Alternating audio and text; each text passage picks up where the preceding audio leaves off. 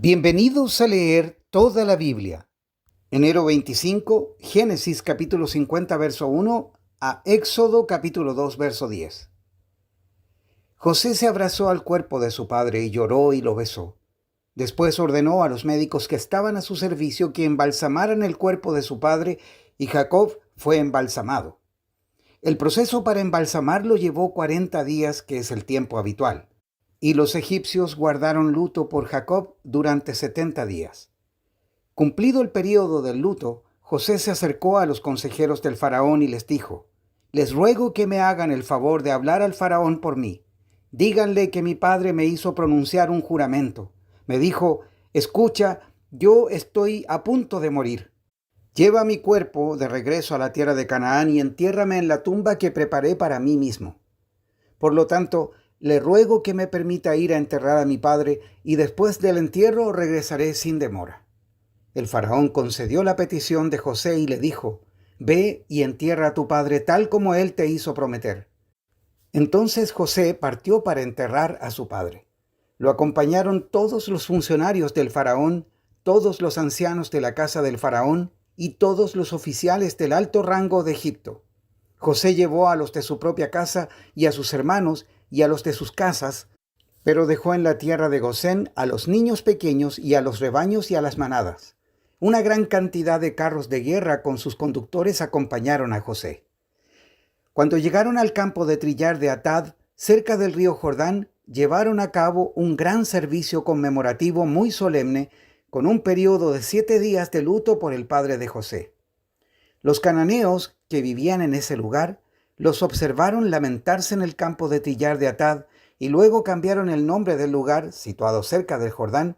Lo llamaron Abel Mizraim, porque dijeron: «Este es un lugar de gran lamento para estos egipcios». Así que los hijos de Jacob hicieron tal como él les había ordenado.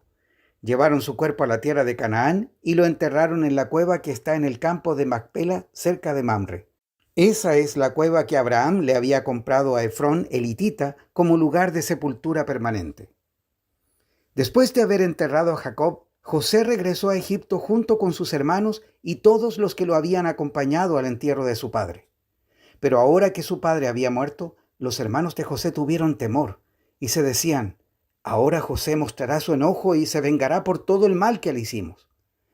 Entonces enviaron a José un mensaje que decía: «Antes de morir, tu padre nos mandó que te dijéramos: por favor, perdona a tus hermanos por el gran mal que te hicieron, por el pecado de haberte tratado con tanta crueldad. Por eso nosotros, los siervos del Dios de tu padre, te suplicamos que perdones nuestro pecado». Cuando José recibió el mensaje, perdió el control y se echó a llorar. Entonces sus hermanos llegaron y se arrojaron al suelo delante de José y dijeron: «Mira, somos tus esclavos». Pero José les respondió: «No me tengan miedo. ¿Acaso soy Dios para castigarlos? Ustedes se propusieron hacerme mal, pero Dios dispuso todo para el bien. Él me puso en este cargo para que yo pudiera salvar la vida de muchas personas. No tengan miedo. Yo seguiré cuidando de ustedes y de sus hijos». Así que hablándoles con ternura y bondad, los reconfortó. José y sus hermanos con sus familias siguieron viviendo en Egipto. José vivió hasta los 110 años de edad. Alcanzó a ver a 3 generaciones de los descendientes de su hijo Efraín y vivió lo suficiente para ver el nacimiento de los hijos de Maquir, el hijo de Manasés, a quienes recibió como suyos. José les dijo a sus hermanos: «Yo pronto moriré, pero ciertamente Dios los ayudará y los sacará de esta tierra de Egipto. Él los hará volver a la tierra que solemnemente prometió dar a Abraham, a Isaac y a Jacob». Entonces José hizo jurar a los hijos de Israel y les dijo: «Cuando Dios venga a ayudarlos y los lleve de regreso, deben llevarse mis huesos con ustedes». José murió a los 110 años de edad y los egipcios lo embalsamaron y pusieron su cuerpo en un ataúd en Egipto. Estos son los nombres de los hijos de Israel, es decir, Jacob, que se trasladaron a Egipto con su padre, cada uno con su familia: Rubén, Simeón, Leví, Judá, Isaacar, Zabulón, Benjamín, Dan, Neftalí, Gad y Aser. En total, Jacob tuvo 70 descendientes en Egipto, incluido José, quien ya se encontraba allí. Con el tiempo, José y sus hermanos murieron y toda esa generación llegó a su fin. Pero sus descendientes, los israelitas, tuvieron muchos hijos y nietos. De hecho, se multiplicaron tanto que llegaron a ser sumamente poderosos y llenaron todo el territorio. Tiempo después, subió al poder de Egipto un nuevo rey que no conocía nada de José ni de sus hechos. El rey le dijo a su pueblo: «Miren, el pueblo de Israel ahora es más numeroso y más fuerte que nosotros. Tenemos que idear un plan para evitar que los israelitas sigan multiplicándose. Si no hacemos nada y estalla una guerra, se aliarán con nuestros enemigos, pelearán contra nosotros y luego se escaparán del reino». Por lo tanto, los egipcios esclavizaron a los israelitas y les pusieron capataces despiadados a fin de subyugarlos por medio de trabajos forzados. Los obligaron a construir las ciudades de Pitón y Ramsés como centros de almacenamiento para el rey. Sin embargo, cuanto más los oprimían, más los israelitas se multiplicaban y se esparcían, y tanto más se alarmaban los egipcios. Por eso, los egipcios los hacían trabajar sin compasión. Les amargaban la vida forzándolos a hacer mezcla, a fabricar ladrillos y a hacer todo el trabajo del campo. Además, eran crueles en todas sus exigencias. Después, el faraón, rey de Egipto, dio la siguiente orden a las parteras hebreas Sifra y Puá: «Cuando ayuden a las mujeres hebreas en el parto, presten mucha atención durante el alumbramiento. Si el bebé es niño, mátenlo, pero si es niña, déjenla vivir». Sin embargo, como las parteras temían a Dios, se negaron a obedecer las órdenes del rey y también dejaron vivir a los varoncitos. Entonces el rey de Egipto mandó llamar a las parteras. «¿Por qué hicieron esto?», les preguntó. «¿Por qué dejaron con vida a los varones?». «Las mujeres hebreas no son como las egipcias», contestaron ellas. «Son más vigorosas y dan a luz con tanta rapidez que siempre llegamos tarde». Por eso Dios fue bueno con las parteras y los israelitas siguieron multiplicándose y se hicieron cada vez más poderosos. Además, como las parteras temían a Dios, Él les concedió su propia familia. Entonces el faraón dio la siguiente orden a todo el pueblo: «Tiren al río Nilo a todo niño hebreo recién nacido, pero a las niñas pueden dejarlas con vida». En esos días, un hombre y una mujer de la tribu de Leví se casaron. La mujer quedó embarazada y dio a luz un hijo. Al ver que era un niño excepcional, lo escondió durante 3 meses. Cuando ya no pudo ocultarlo más, tomó una canasta de juncos de papiro y la recubrió con brea y resina para hacerla resistente al agua. Después puso al niño en la canasta y lo acomodó entre los juncos, a la orilla del río Nilo. La hermana del bebé se mantuvo a cierta distancia para ver qué le pasaría al niño. Al poco tiempo, la hija del faraón bajó a bañarse en el río y sus sirvientes se paseaban por la orilla. Cuando la princesa vio la canasta entre los juncos, mandó a su criada que se la trajera. Al abrir la canasta, la princesa vio al bebé. El niño lloraba y ella sintió lástima por él. «Seguramente es un niño hebreo», dijo. Entonces la hermana del bebé se acercó a la princesa. «¿Quiere que vaya a buscar a una mujer hebrea para que le amamante al bebé?», le preguntó. «Sí, consigue a una», contestó la princesa. Entonces la muchacha fue y llamó a la madre del bebé. «Toma a este niño y dale el pecho por mí», le dijo la princesa a la madre del niño. «Te pagaré por tu ayuda». Así que la mujer se fue con el bebé a su casa y lo amamantó. Años más tarde, cuando el niño creció, ella se lo devolvió a la hija del faraón, quien lo adoptó como su propio hijo y lo llamó Moisés, pues explicó: «Lo saqué del agua». Mateo capítulo 16, verso 13 al capítulo 17, verso 9. Cuando Jesús llegó a la región de Cesarea de Filipo, les preguntó a sus discípulos: «¿Quién dice la gente que es el Hijo del Hombre?».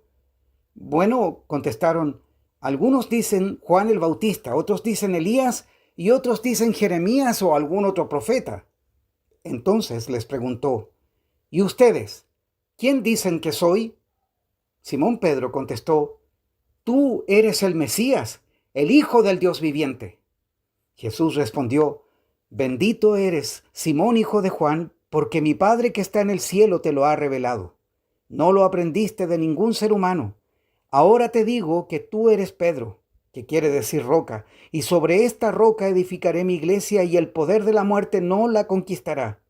Y te daré las llaves del reino del cielo.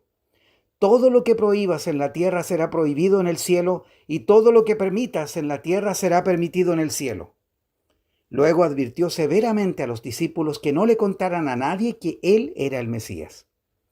A partir de entonces, Jesús empezó a decir claramente a sus discípulos que era necesario que fuera a Jerusalén y que sufriría muchas cosas terribles a manos de los ancianos, de los principales sacerdotes y de los maestros de la ley religiosa. Lo matarían, pero al tercer día resucitaría. Entonces Pedro lo llevó aparte y comenzó a reprenderlo por decir semejantes cosas.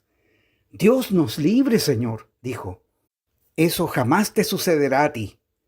Jesús se dirigió a Pedro y le dijo: «Aléjate de mí, Satanás. Representas una trampa peligrosa para mí. Ves las cosas solamente desde el punto de vista humano, no desde el punto de vista de Dios». Luego Jesús dijo a sus discípulos: «Si alguno de ustedes quiere ser mi seguidor, tiene que abandonar su manera egoísta de vivir, tomar su cruz y seguirme. Si tratas de aferrarte a la vida, la perderás, pero si entregas tu vida por mi causa, la salvarás. ¿Y qué beneficio obtienes si ganas el mundo entero, pero pierdes tu propia alma? ¿Hay algo que valga más que tu alma? Pues el Hijo del Hombre vendrá con sus ángeles en la gloria de su Padre y juzgará a cada persona de acuerdo con sus acciones. Les digo la verdad, algunos de los que están aquí ahora no morirán antes de ver al Hijo del Hombre llegar en su reino». 6 días después, Jesús tomó a Pedro y a los 2 hermanos, Santiago y Juan, y los llevó a una montaña alta para estar a solas. Mientras los hombres observaban, la apariencia de Jesús se transformó a tal punto que la cara le brillaba como el sol, y su ropa se volvió tan blanca como la luz. De repente aparecieron Moisés y Elías y comenzaron a conversar con Jesús. Pedro exclamó: «Señor, es maravilloso que estemos aquí. Si deseas, haré 3 enramadas como recordatorios, una para ti, una para Moisés y la otra para Elías». No había terminado de hablar cuando una nube brillante los cubrió, y desde la nube una voz dijo: «Este es mi Hijo muy amado, quien me da gran gozo. Escúchenlo a él». Los discípulos estaban aterrados y cayeron rostro en tierra. Entonces Jesús se les acercó y los tocó. «Levántense», les dijo, «no tengan miedo». Cuando levantaron la vista, Moisés y Elías habían desaparecido y vieron solo a Jesús. Mientras descendían de la montaña, Jesús les ordenó: «No le cuenten a nadie lo que han visto hasta que el Hijo del Hombre se haya levantado de los muertos». Salmos 21, versos 1 al 13. «Cuánto se alegra el Rey en tu fuerza, oh Señor. Grita de alegría porque tú le das la victoria, pues le diste el deseo de su corazón, no le has negado nada de lo que te ha pedido. Le das la bienvenida con éxito y prosperidad, le colocaste una corona del oro más puro sobre la cabeza. Te pidió que le preservaras la vida y le concediste su petición. Los días de su vida se alargan para siempre. Tu victoria le da mucha honra y lo has vestido de esplendor y majestad. Lo has dotado de bendiciones eternas y le has dado la alegría de tu presencia. Pues el Rey confía en el Señor, el amor inagotable del Altísimo cuidará que no tropiece. Capturarás a todos tus enemigos. Con tu poderosa mano derecha atraparás a todos los que te odian. Cuando te manifiestes, los arrojarás a un horno en llamas. En su enojo el Señor los consumirá, el fuego los devorará. Borrarás a sus hijos de la faz de la tierra, nunca tendrán descendientes. Aunque conspiren contra ti, sus maquinaciones malignas jamás prosperarán, pues se darán vuelta y saldrán corriendo cuando vean que tus flechas apuntan hacia ellos. Levántate, oh Señor, en tu poder. Con música y cánticos celebramos tus poderosos actos. Proverbios capítulo 5, versos 1 al 6. Hijo mío, presta atención a mi sabiduría, escucha cuidadosamente mi sabio consejo. Entonces te mostrarás discernimiento y tus labios expresarán lo que has aprendido. Pues los labios de una mujer inmoral son tan dulces como la miel, y su boca es más suave que el aceite. Pero al final ella resulta ser tan amarga como el veneno, tan peligrosa como una espada de 2 filos. Sus pies descienden a la muerte, sus pasos conducen derecho a la tumba. Pues a ella no le interesa en absoluto el camino de la vida. Va tambaleándose por un sendero torcido y no se da cuenta. Hasta aquí la lectura de hoy.